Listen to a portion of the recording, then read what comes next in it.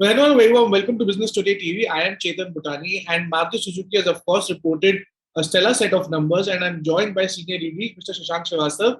Thank you so much, Shashank sir, for speaking to Business Today TV. Please tell us about highlights of the numbers. 1.61 lakh units sold in May. However, we cannot compare what happened in May presiding last year. What do you attribute these numbers to? Yeah, so Chetan, basically the demand has been consistent in the last few months, and I'm going by the parameters of bookings and the inquiry levels. So those have remained consistently high. And of course, on the supply side, we have had some constraints, as you know, because of the semiconductor issue. And as a result, the pending bookings have been building up. At the moment, for example, Maruti Suzuki has almost 295,000 bookings which are pending. And I'm told in the industry, the estimate is about 525,000. So demand seems to be holding on. However, going forward, we need to be careful, and we have actually flagged 5 factors which can produce headwinds in the demand going forward. But at the moment, and main numbers reflect that despite the shortage of semiconductor components resulting into a supply constraint, in April and May of this year, we have so far done 588,000 cars in the industry. This compares well with about 488 or 489,000 that happened in 2019-20 in the pre-COVID time. But still slightly less than 2018-19, which was the peak period, where the April-May figures stood at around 599,000. So it's still pretty strong, but we need to watch out for those factors which can cause headwinds going forward. Right. You mentioned that the chip shortage, the release, in fact, mentioned that the chip shortage has probably started having less impact now. So, what are you attributing these factors to, and what is being done really to address that concern, and how are you managing that? Yeah, so of course, as far as the availability of chip itself is getting better. If you recall, in September last year, we were just around 40% of our plan of production, which improved to about 90% by December, improved to 95% by March, and we are in that range of 90 to 95% in this quarter as well. So there has been improvement in supply is one part. The other is we obviously try to maximize the production because we make those adjustments between different models. Different models use different types of chips in different amounts, as you know. So we have been doing that to maximize production. And in fact, we have one of the largest portfolio in the industry. That helps us make that adjustment. Of course, the consequence of that is the waiting periods is not uniform across models. So there would be some models where you have larger waiting periods, and that's a consequence of making those adjustments in production. But we have been doing that, and I would say successfully so, as you can see in the numbers. So exports saw about 27,000 odd units. What do you attribute these reasons to with high exports? Is the global demand picking up? Yeah, so for the products that we are selling, especially in Africa, Latin America, the growth is pretty good, as well as the demand. We saw it last year also, by the way. Last year, we became the number one exporter. We were always the number one in domestic market, but we are also now the number one exporter from India for cars. We saw 237,000 units which were exported. And this month, that is in month of May, we did that figure of 27,000 plus, which is the highest ever export in a single month. We hope that this trend will continue in this year also. And we have a very good portfolio of vehicles, especially if in the emerging economies. The products have been doing very well. Right. Sir, talking about individual vehicle sales, Alto and Espresso stood at about 16,000 or 17,000 odd vehicles for domestic sales. Ciaz, however, is a point of concern for me at 586. Because Ciaz is known for the most premium vehicles. Why do you think Ciaz is not selling quite well as a hot seller as it was? So the retail for Ciaz is much higher than what the figure of wholesale suggests. And that was limited, as I told you. We have made adjustments in terms of supplies based on semiconductor availability.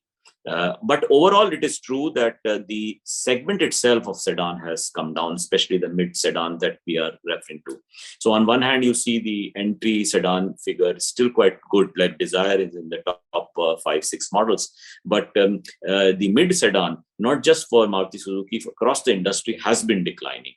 It's now, I think, about 3% or so of the industry. At one point of time, it used to be almost 16% of the industry. So there has been a decline along with the increase in SUVs that we have seen. But yes, we have seen some new launches in the industry in this segment, and let's see how the segment revives.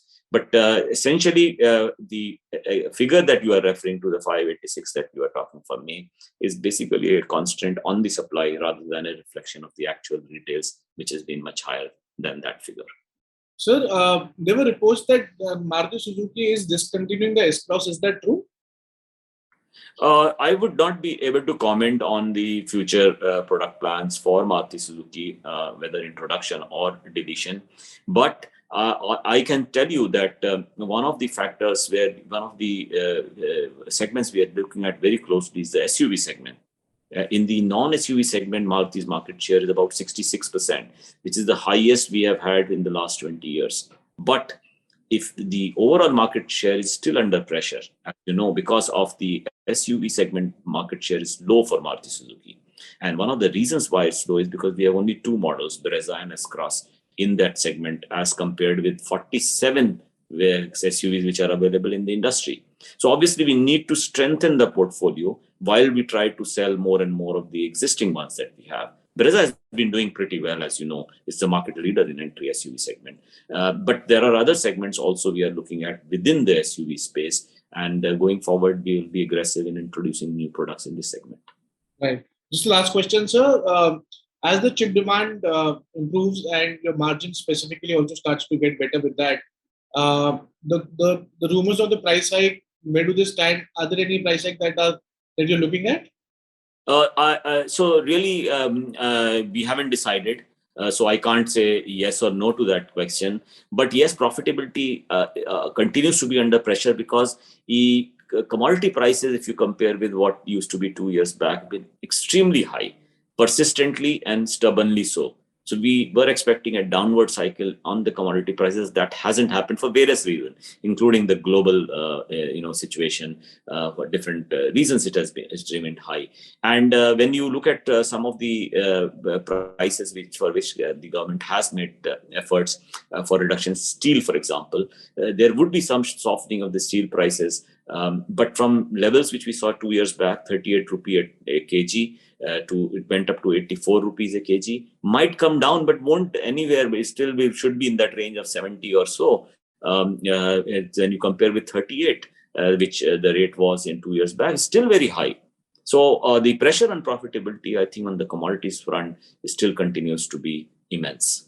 The price hike, not ruling out a possible price hike again. Yeah, so the price hikes which OEMs have taken in the last 2 years have not been covering the entire commodity price inflation that we have seen. So the pressure on profitability still continues, Chetan. Right. So one more thing I would like to ask you. Congratulations, first of all, you got the allotment for the Haryana plant. How's the development going? Internal discussions have started, I'm sure. Can you give us any information as to what's next there? Yeah, so obviously we have said that we will like to quickly develop the plant there. Going forward, that's our effort in the next few years. Mr. Shashank, always a pleasure speaking with you. Thank you so much for joining us at Business Today TV. Thank you for watching. Thank you. If you like the video, do like, comment, share and subscribe.